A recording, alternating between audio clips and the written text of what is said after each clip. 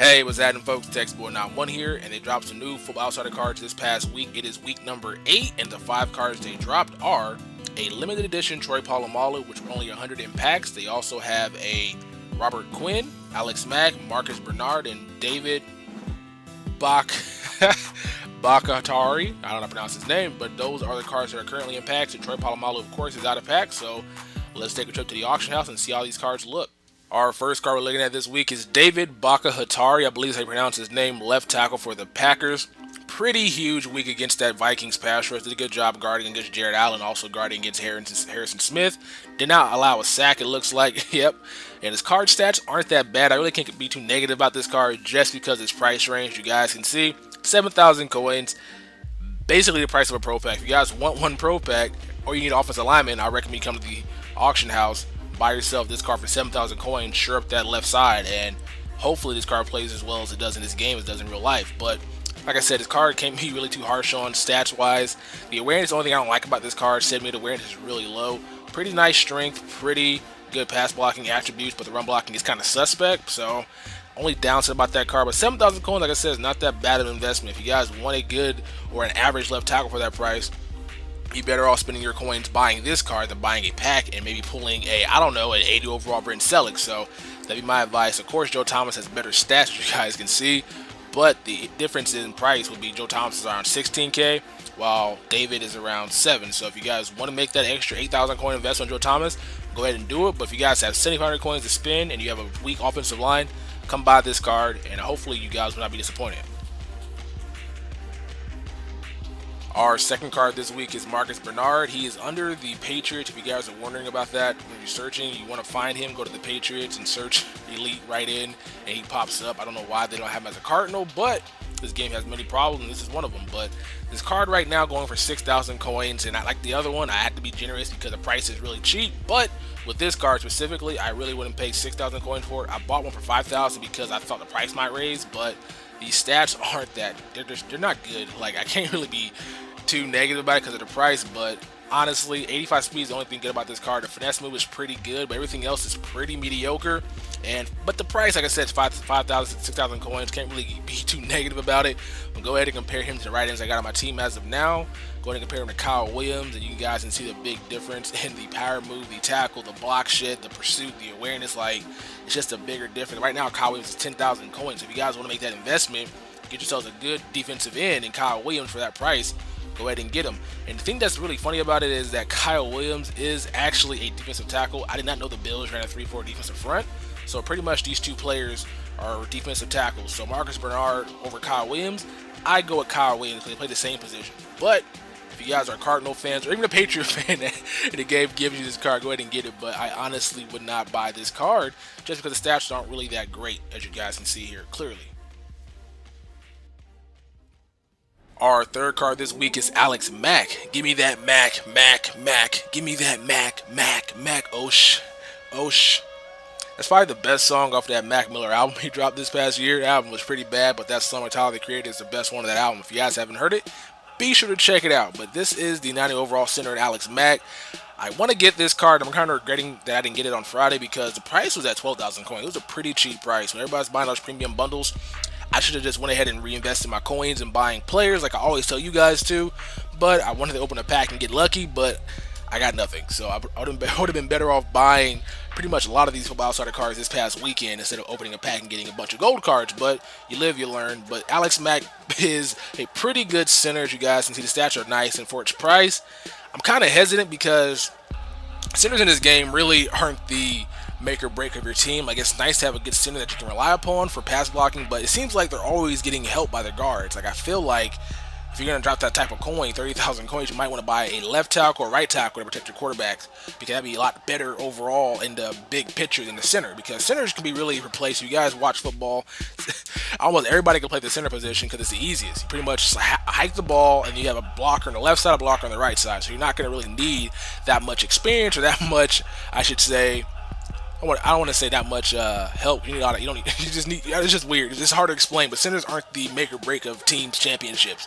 And this card right here is pretty good stats. 96 pass blocking strength. The center I got right now, I don't think is that high, which might make a bigger difference. Not Mike Webster, but here is the Alex Mack. Yeah, look at that bigger pass blocking strength difference. It's 12 right there. So I noticed that John Sullivan isn't the best when it comes to pass blocking, but Alex Mack seems to be more consistent in the aspect that he is a better pass blocker and a run blocker, but John Sullivan is kind of one-dimensional, only blocking for the run, it seems like. So I might try him out, but I'm not going to pay that much for a center as of now, so I'm going to go ahead and stay away from him. But if he gets down around 15, 14K, I'll pick him up and try him out for you guys and see how he performs next to Mike Webster. So that is the Alex Mack. Now we're on to another card. So I almost forgot to compare the two best centers in this game in Alex Mack and Mike Webster. So let's go ahead and look at that card right now and see how these stats stack up compared to him. And the stats are in favor of Mike Webster. He has better awareness, which is really huge. I always notice my linemen blocking the wrong guys, and Mike Webster right now plays like a monster out there. And the run blocking and pass blocking footwork are in Mike Webster's favor.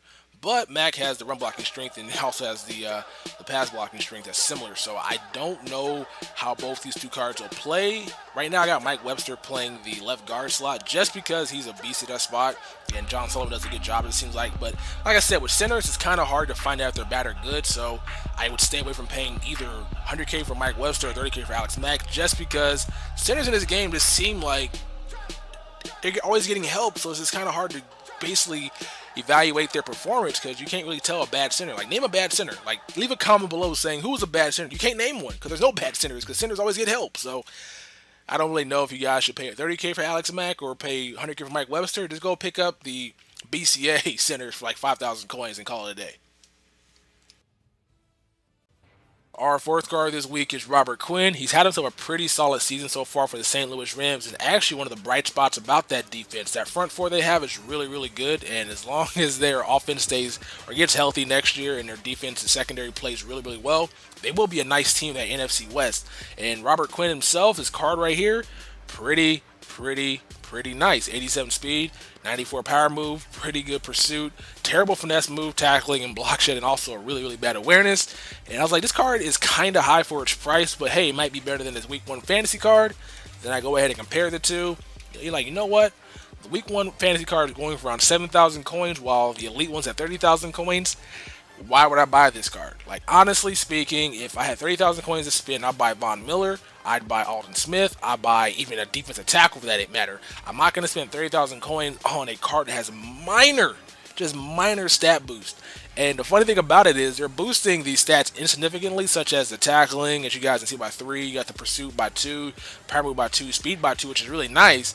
But they gave him a big boost on jumping and play rate. Like, that's not really necessary. Jumping went from an 80 to an 85, and his play rate went from an 80 to 85. So those are the biggest stat boosts on this card, which aren't really necessary in my opinion for defensive end. It would have been nice to see a better power move, like a 96 maybe power move, and like a 90 or 90 speed maybe, but that's just my opinion. But they're going to leave this card the way it is for room for improvement later on down the line. But I wouldn't pay that much for this card just because 30,000 coins for the card that has a minor stat boost compared to his fantasy card, not really worth it. Now, I might be getting called a hypocrite because I paid 30,000 coins for Charles Johnson, but I'm a Panther fan, so I had to overpay for him, so that's what I do.